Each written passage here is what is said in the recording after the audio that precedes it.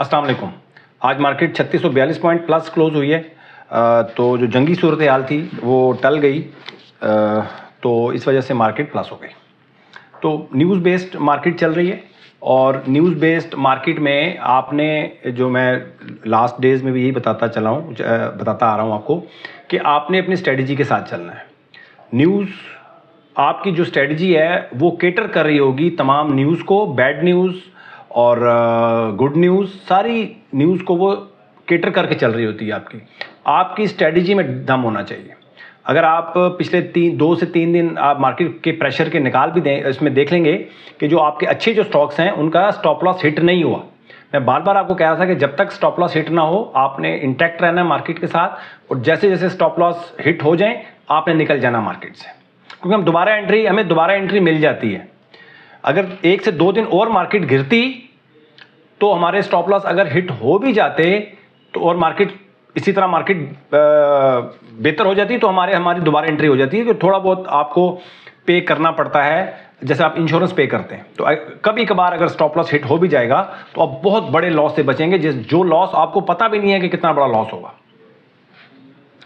तो खैर, इस दफ़ा तो मार्केट जल्दी वापस आ गई, आपके स्टॉप लॉस हिट नहीं हुए। तो आज मैं जो सबसे ज़्यादा चीज़ इंपॉर्टेंट है वो क्या है, वो हम सबसे पहले देखते हैं। आज जो वॉल्यूम है 381 मिलियन के हुए हैं, लास्ट डे 281 मिलियन के हुए थे, और उससे पहले 444 और 437 और 418 चल रहे थे। तो आज 381 मिलियन का काम हुआ है। वैल्यू 53 बिलियन की हो गई है, जो काफ़ी ज़्यादा इंक्रीज़ हुई है, 53 बिलियन। ठीक है। अच्छा, सेक्टर्स की बात करें तो ऑयल एंड गैस, ठीक है, ऑयल एंड गैस, और ये भी आज न्यूज़ बेस्ड चल रहा है। Oil and gas, PPL, commercial banks ने 800 पॉइंट ऐड किए हैं। ओजीडीसी, ऑयल एंड गैस ने जो ऑयल एंड गैस एक्सप्लोरेशन जो कंपनीज़ हैं उसने 900 पॉइंट्स ऐड किए हैं। फर्टिलाइज़र सेक्टर ने 350 पॉइंट, पावर जनरेशन ने 235 पॉइंट। तो ये बाकी 100, सवा 100 करके सारी कंपनीज़ ने आज सारे सेक्टर्स ने आज परफॉर्म किया। कंपनीज़ की बात करें, ओजीडीसी, पीपीएल न्यूज़ की वजह से top of the list, 460, OGDC और पीपीएल 339। अब आप सिर्फ मैं ओजीडीसी और पीपीएल, सबसे पहले इनका मैं चार्ट डिस्कस करूंगा।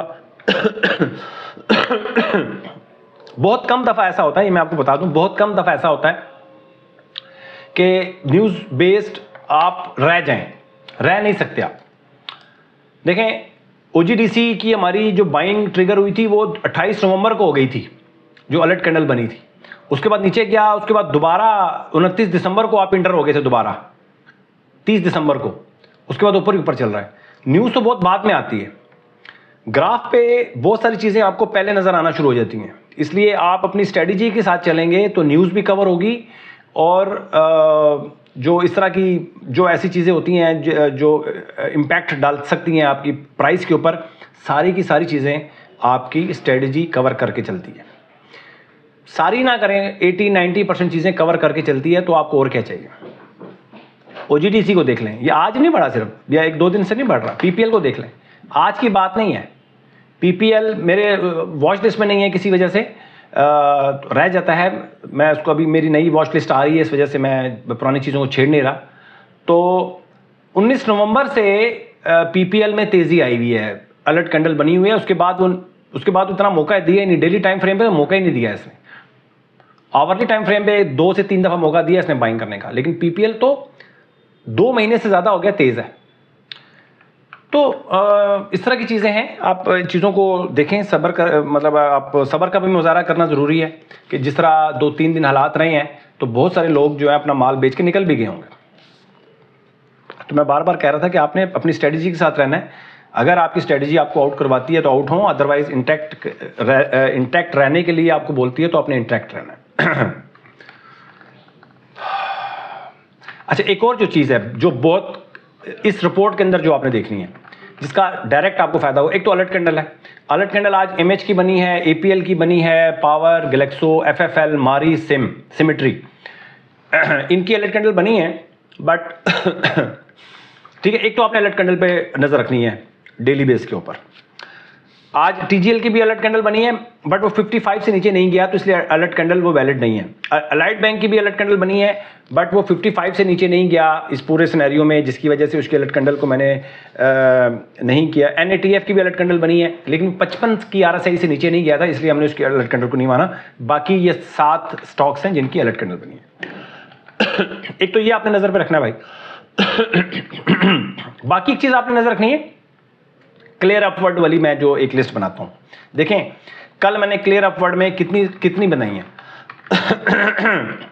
कल थे 32 स्टॉक्स कल तक क्लियर अपवर्ड में, और अगर मैं 14 तारीख में जाऊं तो 32 थे, और 14 की मैंने फाइल नहीं बनाई, 13 की फाइल बनाई थी, 46, 13 तारीख में 46 थे, और 12 की फाइल नहीं बनाई। 9 तारीख में देखते हैं जी कितने थे, 58। तो 58 स्टॉक्स थे पिछले, जब मार्केट पीक पे थी तो 58 स्टॉक्स थे अपवर्ड, क्लियर अपवर्ड में। बट परसों तक, कल तक रह गए थे 32, 58 से 32 पे आ गए थे। तो ये तो 32 स्टॉक्स थे कल, यानी कि 32 स्टॉक्स भी कम नहीं है, 58 तो बहुत ज्यादा है, 32 भी आउट ऑफ 102 स्टॉक्स, 32 स्टॉक्स भी कम नहीं है जो क्लियर अपवर्ड में। तो ये क्लियर अपवर्ड वाली जो रिपोर्ट है ना भाई, इसको डेली बेसिस के ऊपर देखें, ये वाली रिपोर्ट, इसको मैं थोड़ा सा हाईलाइट भी कर देता हूं, और इसको मैं इसको बड़ा भी कर देता हूं थोड़ा सा, ताकि आप इसको, ये रिपोर्ट है जी, ये क्लियर अपवर्ड वाली जो रिपोर्ट होती है ना, इसमें आपने काम करना है। अलर्ट कैंडल मिस हो जाती है, फिर आप क्लियर अपवर्ड में आ जाएं। यहां पर अगर स्टॉक कोई आउट ऑफ कंट्रोल चल रहा है, आपने फिर आवरली टाइम फ्रेम पे रैंडम लेना हो, आवरली टाइम फ्रेम पे लेना हो, प्राइस एक्शन पे लेना हो, क्लियर अपवर्ड से आपने जाना है। ये बहुत इंपॉर्टेंट रिपोर्ट है क्लियर अपवर्ड वाली।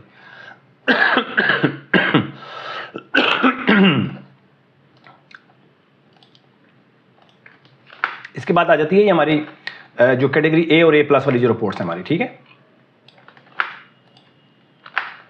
इनको ये तो आपने देखनी, इसको भी आप देख लिया करें, बट ज्यादा जो इंपॉर्टेंट है मेरे हिसाब से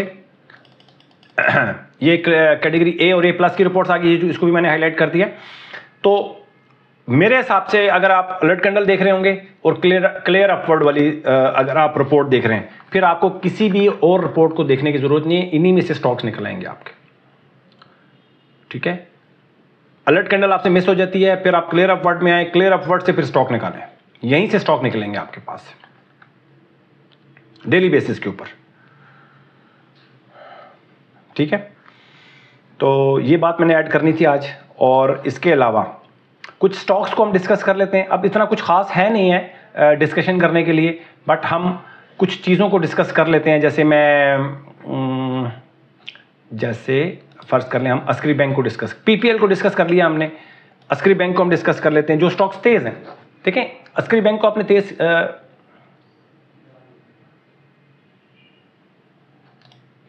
अस्क्री बैंक आ गया, अब ये बढ़ रहा है। अब आपने अपने स्टॉप लॉस, स्टॉप लॉस का मैं आज आपको एक बात बता दूं। स्टॉक्स वगैरह डिस्कस करने का फायदा नहीं होगा, काम की बात करते हैं थोड़ी सी और। जो है ना हमारा, मैंने एक और चीज़ आपसे पहले मैं चीज़ डिस्कस कर लेता हूँ। AHCL पहले नंबर पे है वॉल्यूम वाइज, के इलेक्ट्रिक दूसरे नंबर पे, PIBTL तीसरे नंबर पे, MDTL चौथे, NCPL पांचवें, DSL छठे नंबर पे, सिनर्जी सातवें नंबर पे, PPL आठवें नंबर पे, WTL नाइन्थ नंबर पे, नेशनल बैंक 10वें नंबर पे, BNL 11, हेस्कोल 12 और OGDC 13 नंबर पे है OGDC। अच्छे शेयर्स, PPL आठवें नंबर पे, अच्छा ट्रेड हुआ है। खैर ये तो न्यूज़ बेस चल रहे हैं, स्टेबल नहीं होते कितना ज़्यादा वॉल्यूम ये इसको कंटिन्यू कर पाएँ। ये जो काम की बात है बताऊँ, जो स्टॉप लॉस है ना, जैसे मैंने आपको बोला 6%। अब एक स्टॉक है 100 रुपये का, 100 रुपीज़ लिख लें, 100 रुपीज़ का स्टॉक। अब इसका स्टॉप लॉस है 94, और जो पहला टारगेट होगा ना हमारा वो है 106, यानी कि 6%। 6% से पहले स्टॉक को आप मूव ना करें, अपने स्टॉप लॉस को मूव ना करें मेरे हिसाब से। एक दफ़ा 6% आपका हिट हो जाए ना, 6% हिट होता है तो ठीक है, नहीं हिट होता तो 94 पे आने दें, 94 वाला हिट होने दें। 106 वाला हिट हो जाए तो उसके बाद आपने क्या करना है,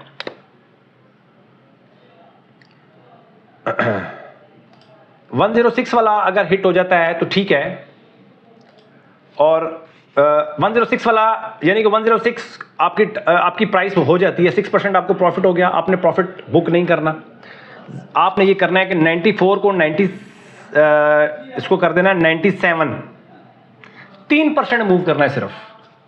अब आपके पास 9% का आ जाएगा, गुंजाइश बन जाएगी 9% की, यानी कि अब वहां से 106 से 9% जब तक नहीं टूटेगा, बल्कि 10%, 106 से 10% नीचे जाएगा तो 106 से 9%, 96 46, ठीक है। तो सॉरी, ठीक है। अब आपने जो अपना स्टॉप लॉस है ना उसको 3% आगे मूव कर देना है, तो अब टोटल 9% का आपके पास रूम आ जाएगा। 6% तो ऑलरेडी बढ़ा हुआ है, 3% और गिरेगा तो वो 9% आपका, यानी कि 9% गिरेगा तो आपका स्टॉप लॉस हिट होगा। तो ये 9% आप लेके चलें तो बहुत कभी उम्मीद है कि ये स्टॉप लॉस आपका हिट नहीं होगा। फिर 109 पे जाके चेंज करें, 109 यानी कि 9% बढ़ जाए तो अपने स्टॉप लॉस को पार वैल्यू पे ले आए जितने पे आपने बाय किया था। अब यहां से फिर हर 3% के बाद आप चेंज करते रहें, हर 3% के बाद। और जहां पर आपका कोई टारगेट आपने कोई जैसे कोई रखा हुआ है किसी स्टॉक का 12%, 18%, 24%, 30%, जहां पे आपको समझ में आती है, जितनी आपके अंदर हिम्मत है इसको आप बढ़ा सकते हैं। समझ रहे मेरी बात आप? तो ये कुछ तरीके हैं जिससे आप स्टॉक मार्केट में बाइंग कर सकते हैं। फिर बात बता रहा हूँ आपको, अलर्ट कैंडल देखनी है आपने, अलर्ट कैंडल के बाद वहाँ से गेम निकल के फिर क्लियर अपवर्ड ट्रेंड में चली जाती है बात। क्लियर अपवर्ड में स्टॉक आप उठाएं, कैटेगरी ए और ए प्लस के स्टॉक उठाएं, सिर्फ क्लियर अपवर्ड भी उठा लेंगे ना आपके लिए काफ़ी होगा। क्लियर अपवर्ड में स्टॉक्स होंगे जो जिसमें आप आवरली टाइम फ्रेम पे जाकर आप बाय कर सकते हैं, प्राइस सेक्शन पे, सब चीज़ें तरीका मैंने डेली बेसिस के ऊपर चीज़ें रिपीट कर रहा होता हूँ।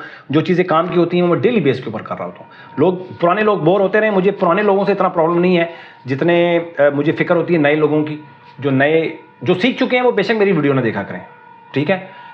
मतलब आप बोर होते हैं, आप बेशक मेरी वीडियो पे ना आए, लेकिन उन लोगों की ज़्यादा फिक्र करने की जरूरत है जो नए हैं, बिगिनर हैं। बिगिनर्स का ज़्यादा डी ट्रैक होने का खतरा होता है, ठीक है। एक चीज़ मैंने आप तक पहुंचा दी है, समझा दी आपको मैंने बात। अब आप बेशक मेरी वीडियोस ना देखें आप, ठीक है। मुझे ज़्यादा, क्योंकि आपको मैंने बता दिया है, समझा दिया। अब आप उसको फॉलो करते हैं नहीं फॉलो करते, इट्स अप टू यू।